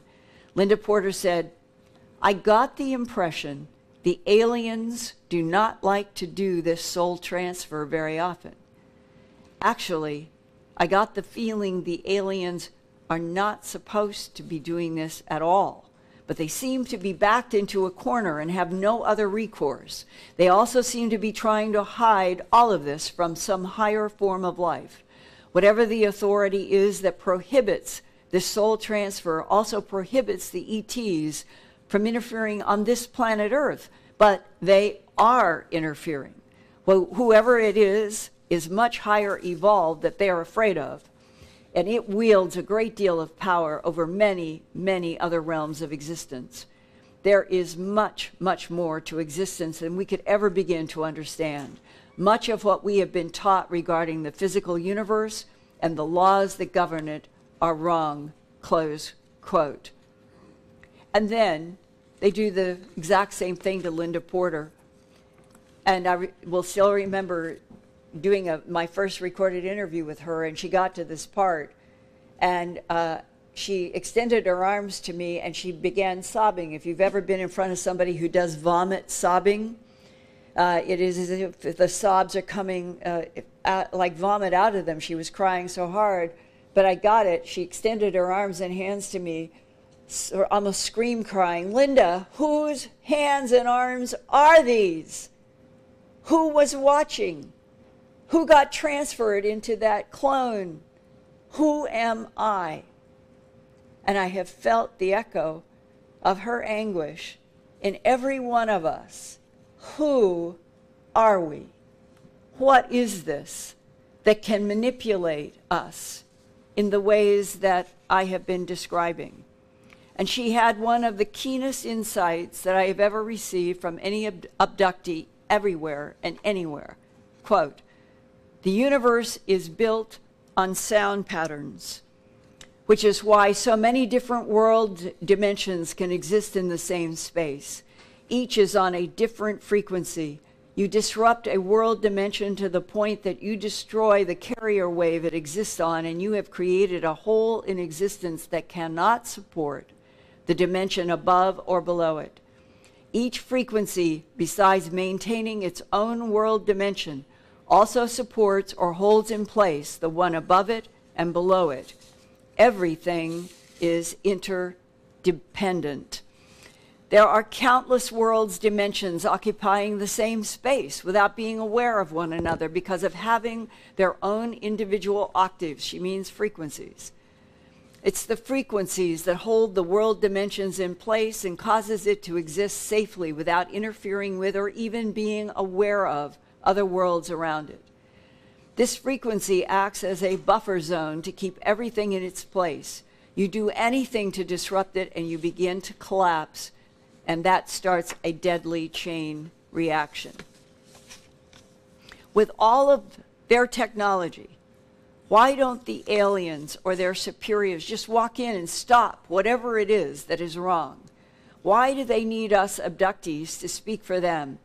Something just doesn't make any sense. I wonder if we are being lied to, used for some purpose to put over ideas the aliens want us to believe.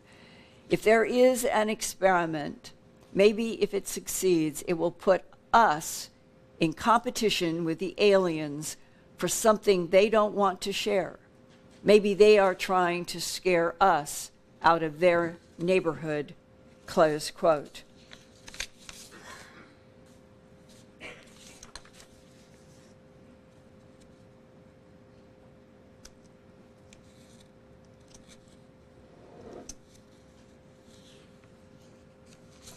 Back in the fall of 1983, a Washington, D.C. military source who claimed firsthand interaction with at least one type of non-human agreed to talk with me off the record about one of the gray types categorized by MJ12 as extraterrestrial biological entities, or the acronym EBINs. My source told me this drawing was almost like a photograph, his words, of an EBIN. He stressed that the EBINs have pear-shaped heads, not triangular with pointed chins like some other types he thought were androids that worked for the EBINs. The taller EBINs are allegedly from a desert planet orbiting the binary suns, Zeta Reticuli 1 and 2, about 39 light years from Earth. I've heard this from several people in intel and military.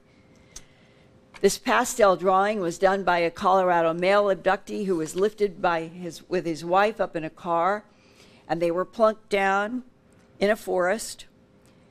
This strange craft with erector set kind of legs. And in separate hypnosis sessions, the husband and the wife both were alarmed about one shared memory. Each remembered warnings from the alien beings about a catastrophe event in the couple's lifetime that would destroy much of the Earth's population, and they are now today in their 60s.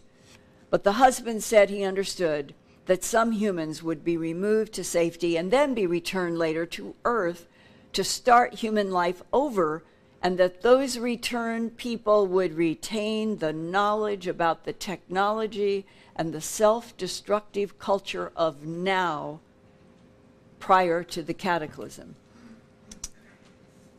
In this information shared with abductees, is it shared because it relates to the aliens' creation of humans, or are these ET warnings a test and manipulation of human anxieties for unknown alien agendas? Are alien beings taking minds, tissues, and fluids from animals and humans to keep making clones and hybrids for life above and below ground on Earth? Why are people rendered unconscious and treated like laboratory animals? From the human point of view, it's a one-way trade route.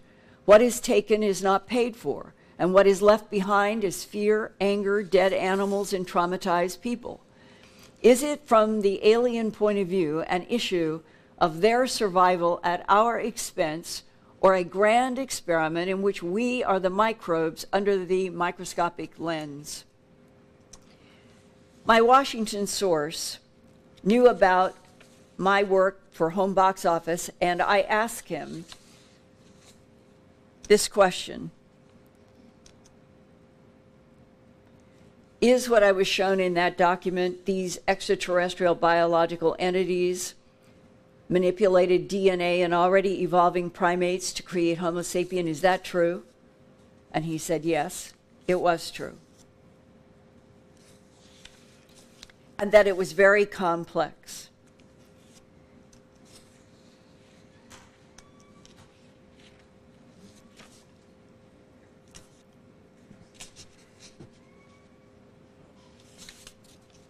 I'm going by some area here that I want to get. Sherman said it was true that MJ-12, or Majestic 12, was established by one of President Harry S. Truman's executive orders in 1947. He said it was to study the UFO phenomena, to oversee retrievals of crashed disks and alien bodies, to back engineer extraterrestrial technology, and to study captured beings referred to as EBINs. And MJ-12, he said, has always been directed to keep the public and the media ignorant of the extraterrestrial presence at all costs. And those words are written in this manual, a training manual dated 1954 by the War Office of Stanton Friedman, Bob Wood, myself, and others. This is the real deal.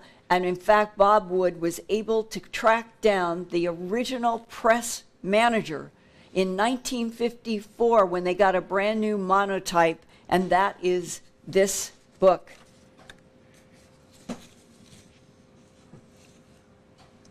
MJ-12 today may be known as E2SCD.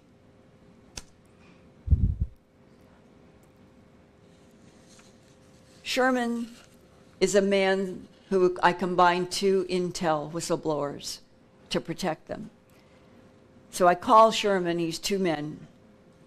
They told me that the EBINs experimented genetically in Bhutan, Tibet, and Nepal, and then transplanted some of those altered human ET hybrids to what we call Central America.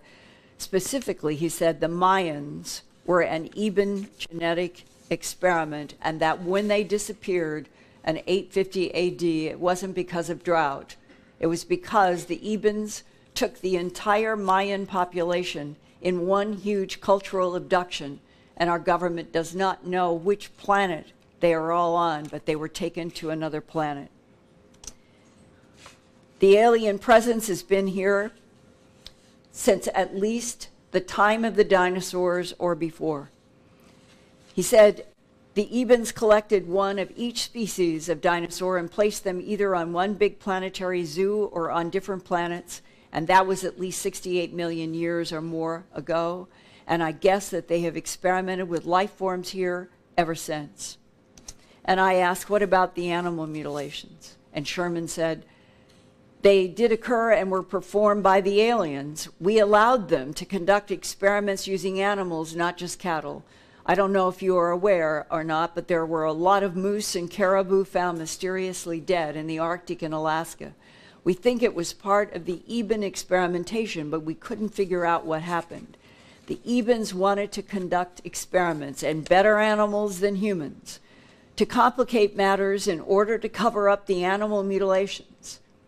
Our government launched a military program to test certain biological drugs on animals, and that was to cover up the alien mutilation program. Anybody ever tells you that this is some military, paramilitary operation and that they have found sleeping drugs and all, you just can tell them that's a government cover story. Do the EBINs themselves enter pastures and cut the tissues from animals in mutilations? Sherman. After we had more communication with the EBINs, they explained to us, you have to understand that for an advanced civilization, you have robots and androids to do those things. And we began to understand that the EBIN androids could be anything. The androids can be configured any way the EBINs want for whatever mission the EBINs want carried out. The EBINs are controlling a big part of an operation concerning Earth, and we cannot control everything they do. But I can tell you the EBINs are big environmentalists, huge. They would make the Sierra Club look like brownie scouts. They were so worried about our nuclear tests and nuclear materials being exploded and contaminating not only the Earth, but the universe in general, and that is tearing into these other dimensions. That is the problem. Sherman, do you mean that our atomic bombs impacted other life forms or even other dimensions? Right, so that's one of the things the EBINs were very vocal about. They wanted above ground atomic tests stopped, and boy, were they stopped. From your point of view, are EBINs the only non-humans that have experimented genetically on this planet? Sherman, all I know is that the EBINs started an experiment, but they couldn't keep out other space travelers. Word got out this planet was a strange place to visit. and that different experiments were not going the way the Ebens wanted. Part of the Ebens' problems might be because there are bad guys doing experiments too, and they might harm us. And that really confuses matters when it comes to telling who wants to help humans and who doesn't. In abduction reports, people describe creatures that look like praying mantis insects. What are those? As far as I've heard, they could be very advanced androids, which can oversee long-term projects that last for thousands of years, but I'm not certain who they work with or for. I've been told that the praying mantises are one of the most sophisticated androids in the entire universe, and that they can oversee an entire solar system's birth to death as one consciousness. How that is possible in an organic form or a cyborg form, I have no idea, because that would be billions of years with one consciousness. What is the relationship between the Greys and the Ebens? Well, they were enemies at one time. They are supposed to live without war today, but the Ebens have no control over the Greys. The Greys do their thing, and the Ebens do theirs. Is there a pecking order among the alien types? To the best of our knowledge, no cooperation exists between the different alien groups. And I think there was a war about 6,000 years ago between the Ebens and the Blondes or Nordics over territorial rights to a planet somewhere. I don't know if it was out at Zeta Reticuli or around here or what. So both groups, the Ebens and the blonde humanoids, make android creatures to do work for them on different planets? Sherman, that's what I understand. Androids come in many different types: insects, reptilians, greys, humanoid blondes, or men in black, and others. All have an advanced implanted brain that can operate on its own or by remote control. Remote control could be from light years away. Ironically, we think some of these genetically engineered creatures have a higher intelligence than their creators.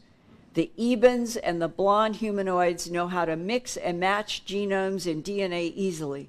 They can make robots or androids that can be anything they want them to be. And remember, the aliens are millions of years advanced beyond us. Sherman said the Ebens even make blonde containers that the Ebens control and put their life force into, like what Linda Porter was shown.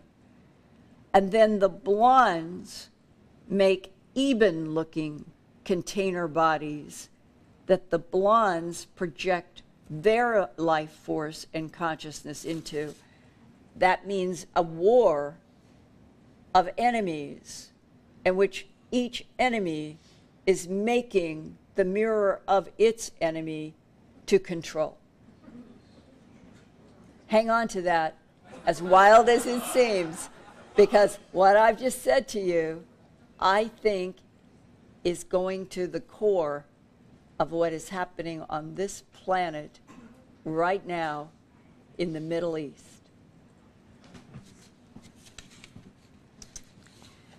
And the Ebens genetic experimentation in Tibet, does that connect somehow to the Dalai Lama? I'm thinking about reincarnation through different beings and the different cycles of life. Would that concept relate to an Eben supposedly telling an Air Force captain in 1949, this is true, that the recycling of souls is the machinery of this particular universe? Sherman, exactly. There are only so many souls that just continuously recycle. And I said, through life form bodies that are containers? Right, exactly. And if there are more container bodies than souls, because if they're hybridizing and androidizing and cyberborgs and all of this, how could they all have souls? And Sherman says, I don't know, but souls are interconnected in some way. I think that they told us that because the Ebens have been around so long, they have learned that there are only so many souls in this universe, which must be recycled. If there is a finite number of souls in the universe, and the Ebens know that, and yet we are living on a planet in which there is an exponential increase in the number of bodies, does that imply that not all bodies can have souls? And Sherman said, I guess you have a point there. And I said, and if not all body containers have souls, would the Ebens and blonde humanoids have some stake invested in souls? Like souls could be the coin of the realm, so to speak, in this universe. And Sherman said, that's possible, I guess. I never thought of it that way before. And I said, well, some abductee researchers, such as Dr. Leo Sprinkle, a Wyoming psychologist, and Harvard University psychiatrist Dr. John Mack, both stumbled onto what appears to be a continuity of the same Ebens, or maybe other gray types, present from human life to human life, because the same alien being comes up in past life regressions at both births and at deaths. And that is true. Sherman, I don't know. All I do know is that the soul, when the body container dies, the soul contains or maintains or keeps some thoughts or something from that life that was just lived. It said in the Yellow Book that the Ebens are concerned about human souls if our particular species continued on its current course. They are afraid we would damage our container bodies, and that could damage the souls. Well, how would our body containers damage our souls? I don't know. I realize the containers are the human bodies, and that was why they were so concerned with what we have been doing, the wars and so forth. They are afraid that the souls will be damaged by our containers. One of the MJ-12 guys who had seen more of the Yellow Book talked to me about an analogy. He said, when you put something in a container and you pour it out, think of paint. There's always some residue that remains. Something remains in that soul. So when you pass the soul on in different containers, it picks up the residues of all the different containers it has been in, and a little of each remains and stays throughout. I guess there is an eternity. There's no end. I asked the MJ-12 guy, does the soul wear out after so many recycles? He said, no, souls never wear out. The Supreme Being makes sure that doesn't happen, close quote.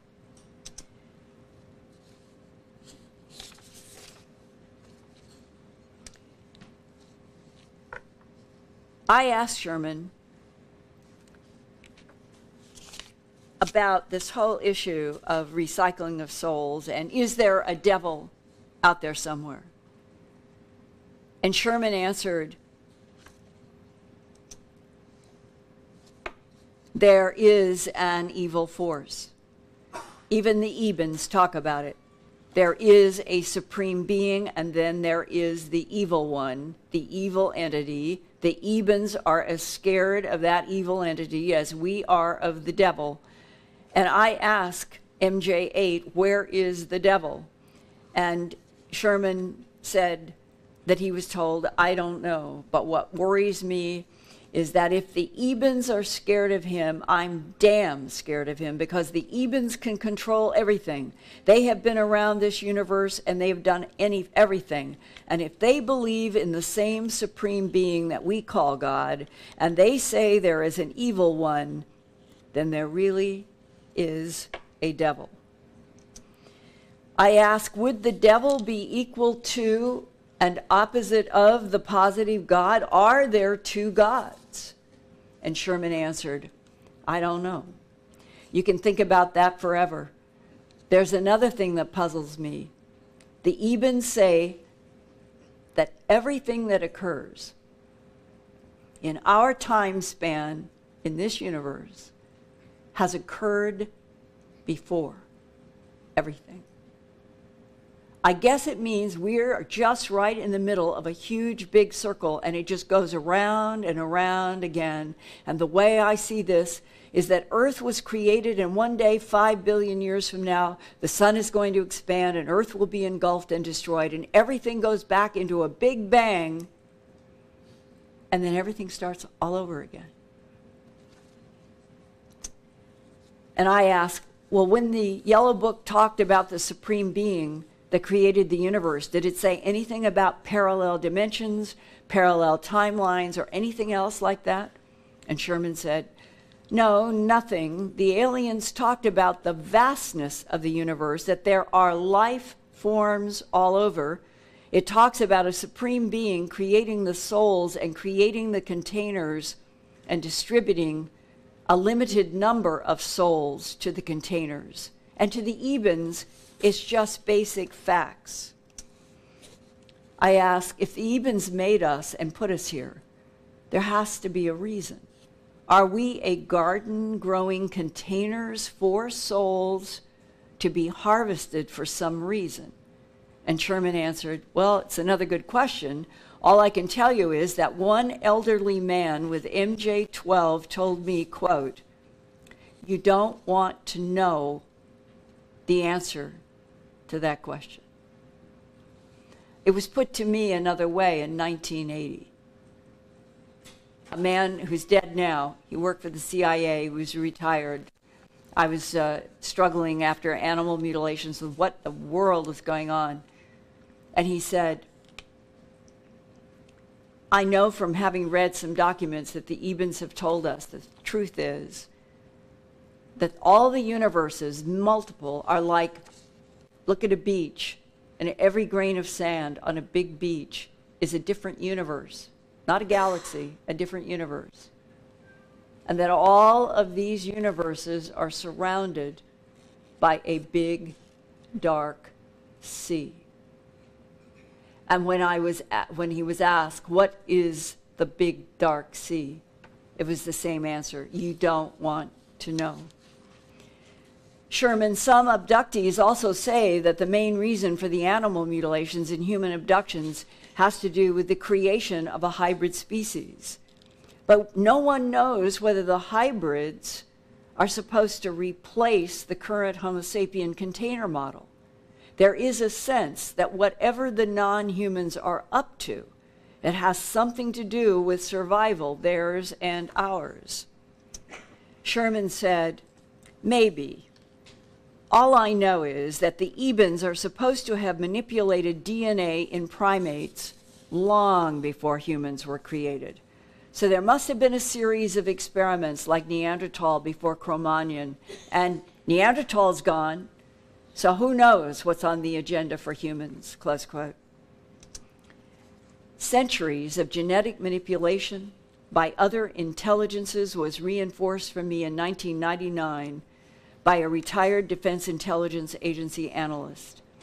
He said his job had been to monitor, quote, the geopolitical, territorial conflicts of 3 competing extraterrestrial factions of species on this planet, close quote. Those alien presences have based themselves underground in various parts of Earth, and at least one type has been terraforming this planet and genetically manipulating Earth life for some 270 million years. They made the dinosaurs, he said, an 85 million year experiment. And what he suspected is that the aliens either allowed or provoked the large meteorite to hit the Gulf of Mexico 65 million years ago that erased, on purpose, their dinosaur experiment. And next came the rise of mammals that led to primates and to us.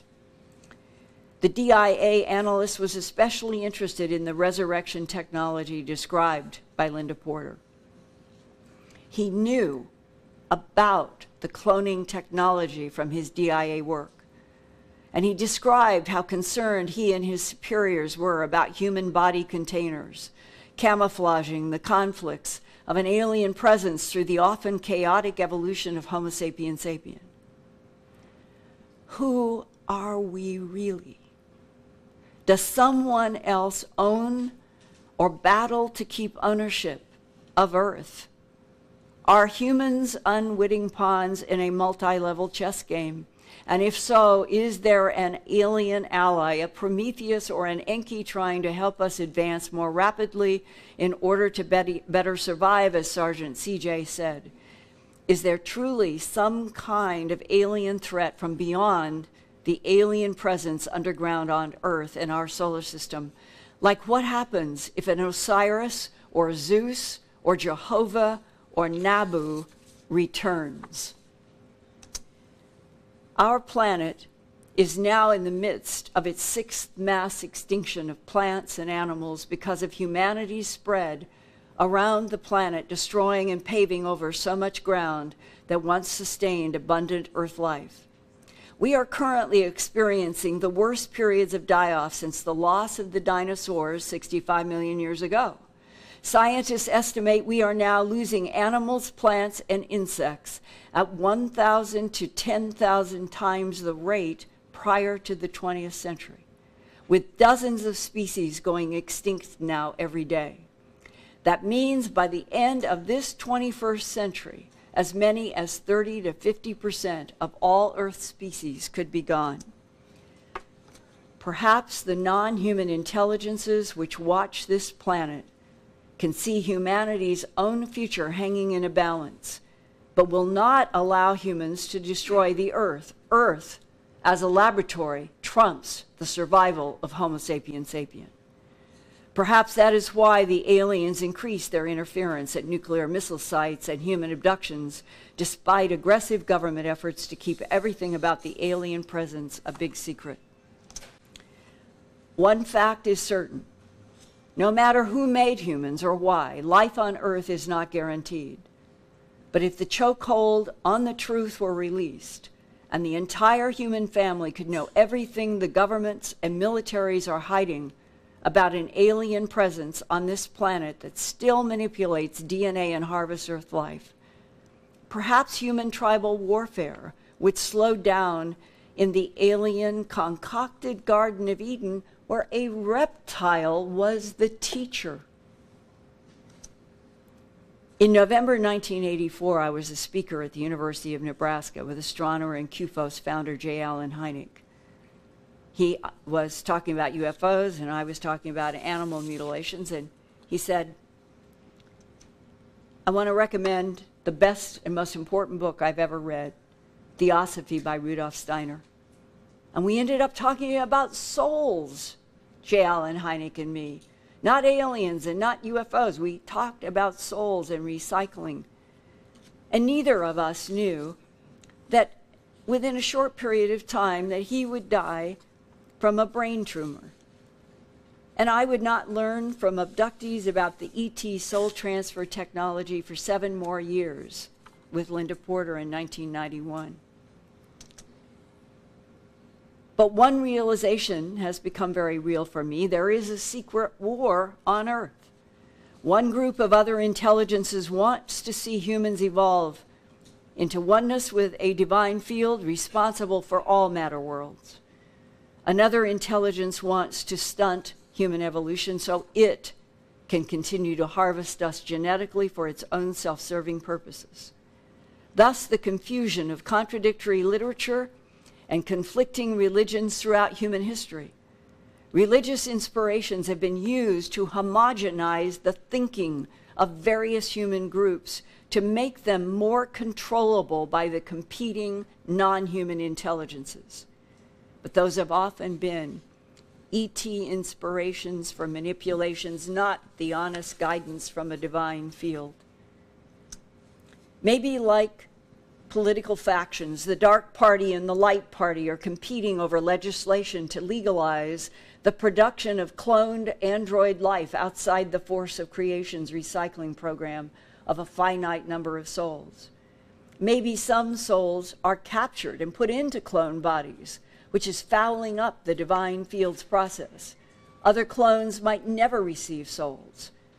That political issue about cloning for galactic trade or alien wars might explain why dramas of resurrected saviors from Osiris in Egypt to Christ in ancient Palestine, which is Israel today, have been presented repeatedly to humanity.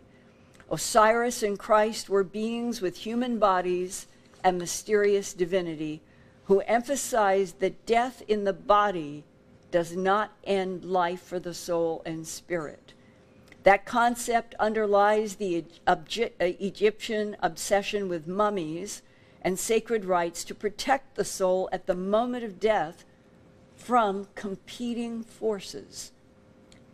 If there is a finite number of souls, as the government whistleblower I call Sherman says, are under a strictly regulated God force recycling program, then clone bodies and androids might end up outside, excluded from that recycling process. And Homo sapiens sapien clearly is somebody's hybridization.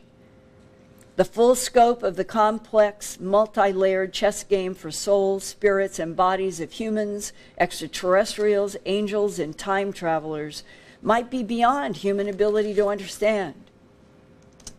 One scientist in New England, who has been abducted by gray beings who repaired his diseased heart, told me that he was shown holograms that depicted a series of universes in pairs, mirrored images, each the opposite of the other from the subatomic to the macro.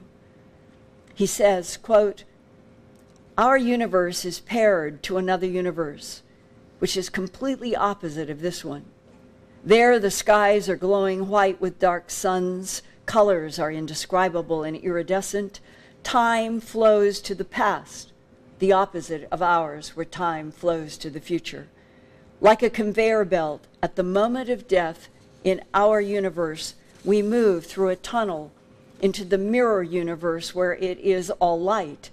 There, time moves to the past and souls return from there back into this universe," close quote.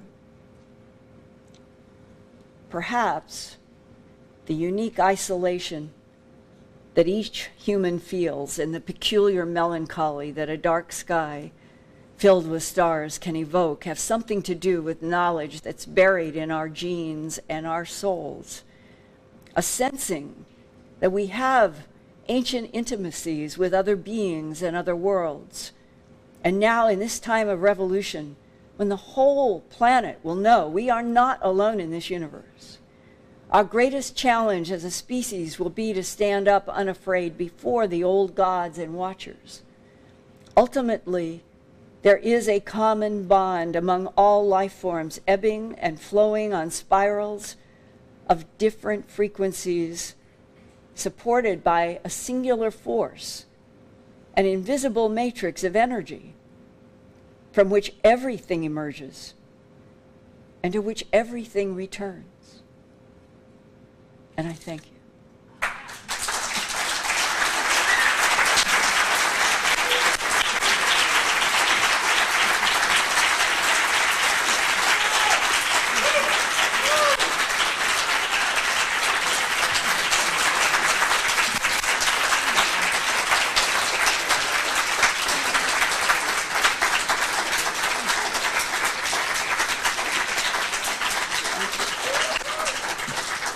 Thank you so much.